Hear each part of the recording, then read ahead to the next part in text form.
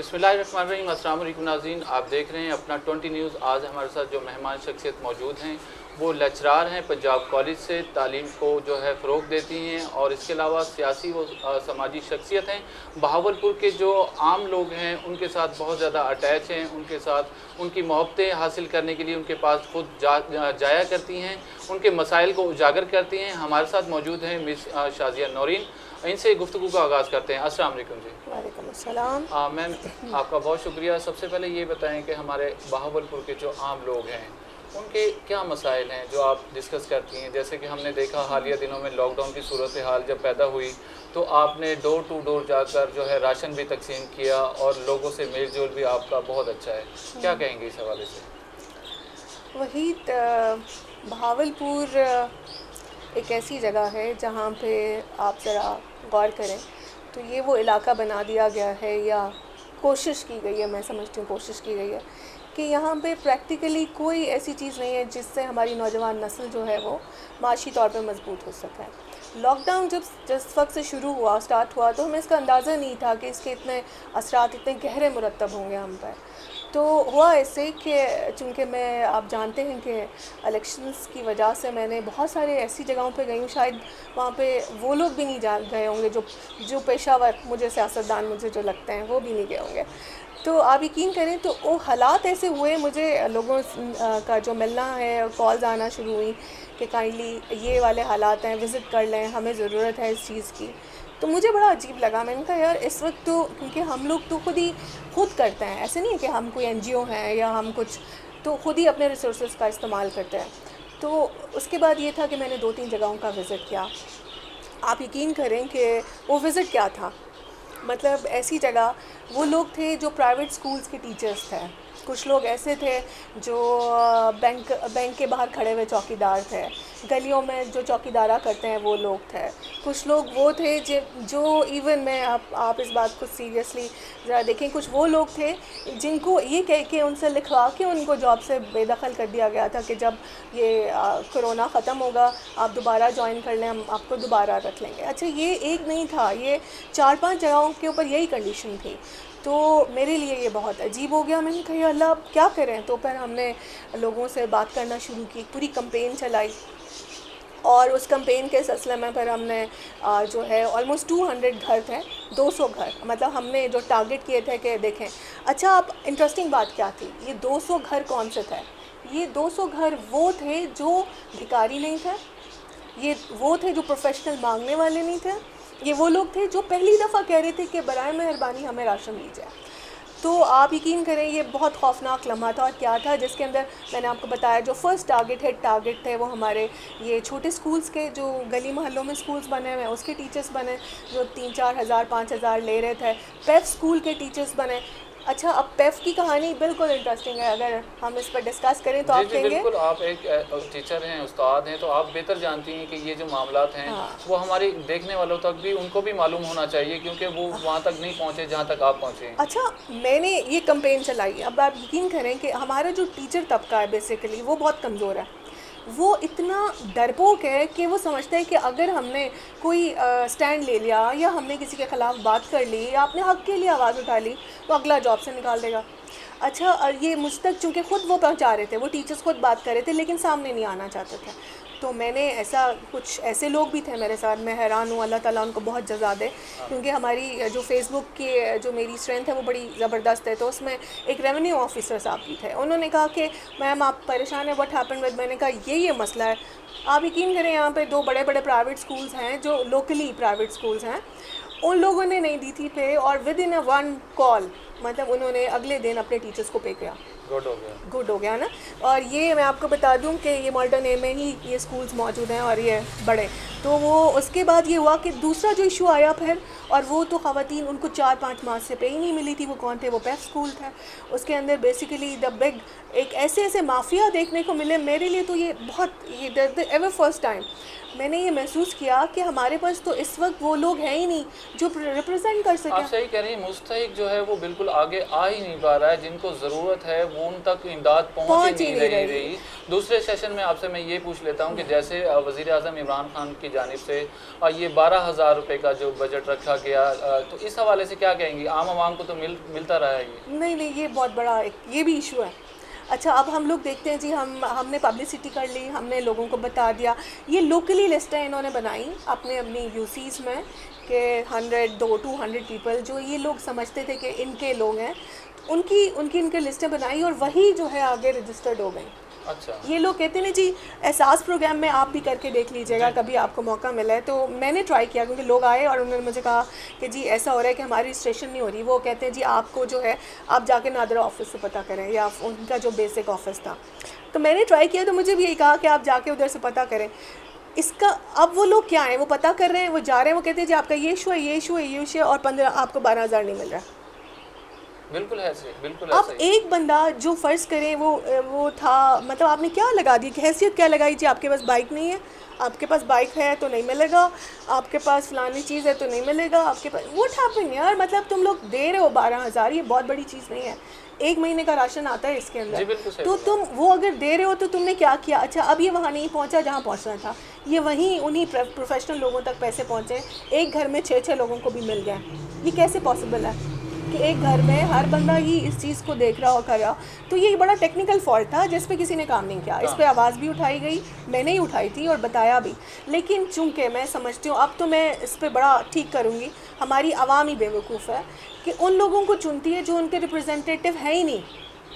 मतलब तुम लोग अगर खड़े होके उन लोगों को सेलेक्ट कर रहे हो जो बड़ी पिजारों में या बड़ी गाड़ियों में आएंगे, तो वो कभी तुम्हारे पेट में रोटी नहीं दाखिल होने। आपके कहने का मतलब ये है कि नेक्स्ट जो आप देख रही हैं सूरत हाल इलेक्शन की, तो उसमें आप ये कहना चाह रही हैं कि एक आम जो शहरी है, जो आम आपकी आवाज़ को बुलंद कर सकता है, उसको आप यहाँ पर वोटिंग करके लेके आएँ? देखिए, अब बहावलपुर खाली देख लें, अभी इनका जो बहुत सारे और इश्यूज आ रहे हैं, हम तो अभी बात हम इसी पे कर रहे हैं कि हमारे बहावलपुर के इश्यूज क्या। आवाम को तो टिकट मिलता ही नहीं है जब तक बैकअप में कुछ ना कुछ ऐसा ना हो, उनका फ्यूचर जो है वो सियासी ना हो। जो पहले लोग अभी हालिया दिनों में आप देख लें, पीटीआई की जो दौर हुकूमत बनी, वो जो नून लीग से निकले हुए थे या थे उनके, तो उन्हीं को जो है वो वोट सेलेक्ट करके लिया गया।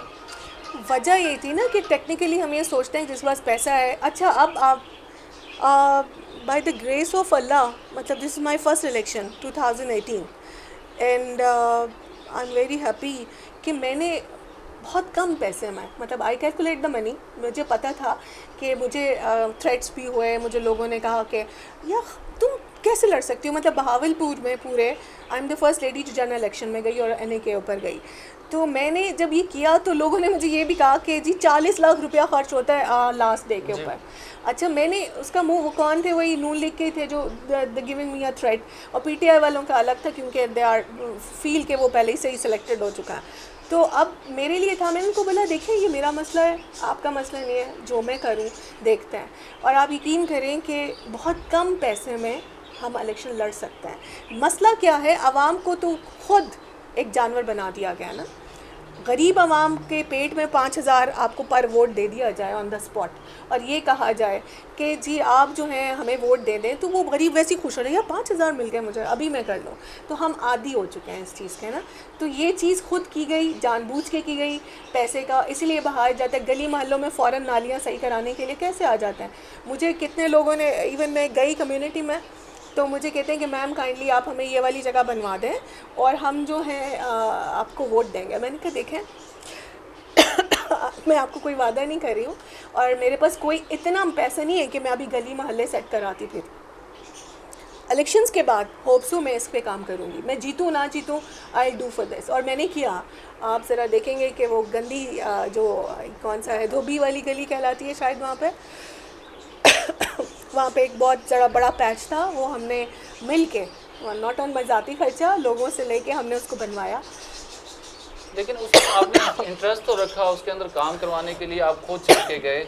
जैसा कि आप सियासत की बात चल रही, आपने जिस टिकट्स पे आपने इलेक्शन लड़ा मुशर्रफ साहब के, तो आपके जो लीडर थे वो भी पाकिस्तान में नहीं थे, फिर भी हौसले की बात ये कि आपने इसमें स्ट्रगल किया, आपने जो है कैंपेन की। मैंने भी देखा उसके अंदर केबल्स पे भी आप गए और डोर टू डोर गए, इलाकों में गए, देहातों में गए। तो ये आपको क्या हिम्मत कैसे आई? क्या आप क्या जहन में चल रहा था, क्या एम था आपका कि यार बहावलपुर के लिए मैं क्या कर लूँ, हालांकि आपके पीछे कोई बैकअप इतना बड़ा नहीं था? तो 28 days they give me, election commission ने हमें 28 डेज़ दिए थे और इवन ये भी कहा था कि इसके अलावा ना एक दिन ऊपर ना एक दिन नीचे। अच्छा, ये बड़ा स्ट्रिक्ट एक्शन फॉर अस, मतलब ऑल टीम्स के लिए था, जो बाकी जमातें थी पीटीआई के लिए नहीं था, मतलब ये हमारे लिए था। और उसमें ये होता था कि मेरे साथ चूँकि एपीएमएल एक ऐसी जमात थी जो मुशर्रफ साहब के ना होने की वजह से ड्रॉप हो चुकी थी। मैंने ज़िंदगी में ना कोई आसान फ़ैसले नहीं किए कभी भी, मुझे पसंद नहीं है। मुझे लगता है कि आपको टारगेट सेट करना चाहिए और फिर उस पर काम करना चाहिए। तो ये चीज़ बड़ी इंपॉर्टेंट थी मेरे लिए। और मेरा टारगेट क्या था, आप यकीन कीजिए, और आज भी है और रहेगा, मुझे पसंद नहीं है कि एक इंसान दूसरे इंसान के सामने जाके ना भिखारी बन के बैठ जाए, जबकि उसका हक है। मुझे बुरा लगता है कि जितने भी आपके कमिश्नर्स हैं और बड़ी बड़ी पोस्ट पे बैठे हुए लोग हैं, जब सिग्नेस में जाते हैं, जब उनके पास पराडोज़ होती हैं और हमारे टैक्सेस के ऊपर वो चलते हैं और इतनी सिक्योरिटी के साथ जाते हैं, मुझे ये चीज़ बुरी लगती है। मुझे लगता था कि हम जैसे जो मीडियोकर लोग हैं, जो mediocre is a very good people, आपको पता है कि किसी भी मईशत में ये एक कुशन का काम करते हैं, क्योंकि ऑल आर जॉबियंस, जॉब करते हैं, मईशत को फ़रोग़ देते हैं। लेकिन ये चीज़ जो मेरे दिमाग में यही था कि जब तक मैं इस प्रैक्टिकली इलेक्शंस में नहीं जाती, प्रैक्टिकल सियासत में नहीं जाती, मैं नहीं कर पाऊँगी। तो मुझे ये करना था। और मुझे ये नहीं है कि सियासत प्रैक्टिकली औरत और मर्द पे नहीं है, सियासत जो है वो आपके एम्स के ऊपर है कि आप चाहते क्या हैं। जी बिल्कुल सही फरमाया आपने। और मैं आपको ये भी बताता चलूँ कि बहावलपुर के शहरियों के लिए खुशखबरी ये भी है कि हमारे यहाँ पर जो है सेक्रेटरीट जो है वो शुरू होने लगा है अल्हम्दुलिल्लाह, जिसकी वजह से तमाम मसाइल यहीं पर हल होंगे। अभी हालिया दिनों में एडिशनल आईजी जो यहाँ पर दौरा करके गए हैं वो भी विज़िट कर गए हैं और तमाम मामला सीधे होने लगे हैं।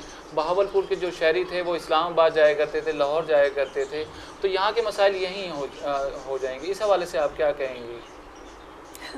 चलें, अच्छी बात है जी। मतलब हम तो खुश हैं इस बात के लिए कि चलें बहावलपुर को सेक्रेटरेट बनाने का सोचा जा रहा है। मतलब अभी सिर्फ सोचा जा रहा है, बहुत सारी चीज़ें अभी पाइपलाइन में हैं। आप इसको ये नहीं हम समझ सकते कि चीज़ें हो गई। मुझे सिर्फ एक बात की समझ नहीं आ रही, और मतलब मैं ये मेरे जैसा अगर मैं सोच सकती हूँ तो फिर गवर्नमेंट इसको क्यों नहीं सोचती। आप एक तालीमी इदारे को सेक्रेटरेट बनाने जा रहे हैं, जबकि आपके पास सर्किट हाउस जैसी एक बहुत बड़ी बिल्डिंग मौजूद है बहावलपुर में जो तमाम ज़रूरियात पूरी करती है एक सेक्रेटरेट की, तो फिर हम उसको क्यों नहीं बनाते हैं? Why not? मतलब आप एक पूरा इदारा हिला के आप यहाँ सेक्रेटरेट बनाएंगे, मतलब आप समझ रहे हैं कि ये कमाल हो जाएगा जी, कमाल हो गया। नहीं, ये कमाल नहीं है, ये डिज़ास्टर है बहावलपुर के लिए। पहले भी यहाँ से बहुत कुछ जा चुका, मतलब अभी आप ये देखें हमारा BVH का फ़ंड भी कट चुका है बहुत ज़्यादा। और मैं तो हैरान हूँ कि सिविल अस्पताल का नाम बदलने की क्या ज़रूरत है आपको।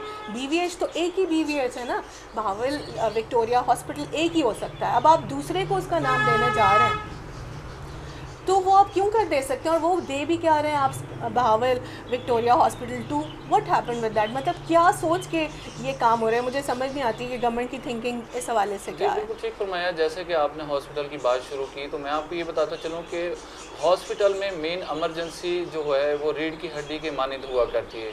अगर तो हमारी इमरजेंसी ठीक नहीं है तो वो हम अपने मरीज़ों को किधर लेके जाएंगे? अब आप देख सकते हैं कि हालिया दिनों में जो बिल्डिंग्स तैयार की जा रही थी BVH हॉस्पिटल की इमरजेंसी के लिए, तो उसका काम बिल्कुल खटाई में पड़ चुका है, रुक गया है। फ़ंड ना होने की सूरत में, जैसे कि अभी बजट लॉन्च हुआ है उसमें जो फ़ंड रखे गए थे उसको रोक दिया गया है, तो ये बिल्डिंग्स अब कैसे पूरी होगी? यहाँ के जो मसाइल हैं वो कौन हल करेगा? देखिए, इनके वसाइल पे बोलने के लिए मैं समझती थी कि ये जो हमारे लोगों ने वोट दिए हैं, जिनको जितवाया है PTI के लोगों को, तो फिर वाई नॉट, वो क्यों नहीं बोलते? मैं हैरान हूँ कि उनकी खामोशी जुर्म, वो जुर्म कर रहे हैं इस हवाले से कि वो खामोश हैं उन चीज़ों के ऊपर जहाँ पे बात करनी चाहिए हमें। मैं आपको बताऊँ, मेरा पर्सनल एक्सपीरियंस, मेरे भतीजे का भी पिछले दिनों इंतकाल हुआ और मेरा जाना हुआ। वैसे मैं जाती हूँ थैलेसीमिया के हवाले से, हम वहाँ पे ब्लड डोनेट करवाते हैं और करते हैं। तो वहाँ पे जो चीज़ें हैं हम बहुत बहुत गौर से देख रहे हैं और कर रहे हैं। ये सारा वो काम है जो पिछली गवर्नमेंट ने किया। आपने क्या इजाफ़ा किया, आपने क्या चीज़ें की ऐसे? तो वो जो नज़र आया इजाफ़ा वो ये, कोरोना वाइड की वजह से जो वहाँ पे जो है आपका वो बंदा बैठा हुआ है जो नाम नहाद इमरजेंसी का हेड है, शीशे की दीवार के पीछे बैठा है और वो देख रहा है जी सामने मरीज़, और मरीज़ को टैकल कौन कर रहे हैं? वार्ड बॉय कर रहे हैं, इंटर्नी कर रहे हैं। आप लोग क्या सोच के इंसानों की ज़िंदगी से खेल रहे हैं? बिल्डिंग्स तो बाद में आएगा ना, आपके डॉक्टर्स के रवैये नज़र आते हैं यहाँ पे। और फिर उसके बाद मतलब आप ये क्या समझते हैं कि जो ये चीज़ें होने जा रही हैं, अभी इमरजेंसी तो ज़ीरो हो चुकी है ना बहावलपुर की, जो एक बेस्ट एक वक्त में इमरजेंसी वार्ड हमारा एक बेस्ट वार्ड था, जहाँ पे 1 to Z डॉक्टर्स बेहतरीन बैठ के काम कर रहे होते थे। और ज़िंदगी, इमरजेंसी क्या है, यानी ज़िंदगी बचाना। आप ये देखें कि मुजरिमाना गफलत है क्या, कि अब मेरा तो वो भतीजे के साथ हुआ है ना, बाकियों के साथ होता है तो मैं इस चीज़ पे मुझे अंदाज़ा हो गया कि और सबके साथ भी इससे भी बुरा होता होगा। आपके पास लाइफ सेविंग ड्रग्स पड़ी हैं, आपके पास एक कैप्सूल है जो आप मुंह में डालते हैं तो ऑक्सीजन जो है वो ब्लॉकेज ख़त्म होती है, आपके पास वहाँ पे ऑक्सीजन के लिए सिलेंडर्स नहीं है, गज़ब खुदा का, पंपिंग हो रही है। व्हाट हैपन ना, मतलब अब करने क्या जा रहे हैं, वेयर इज़ गवर्नमेंट।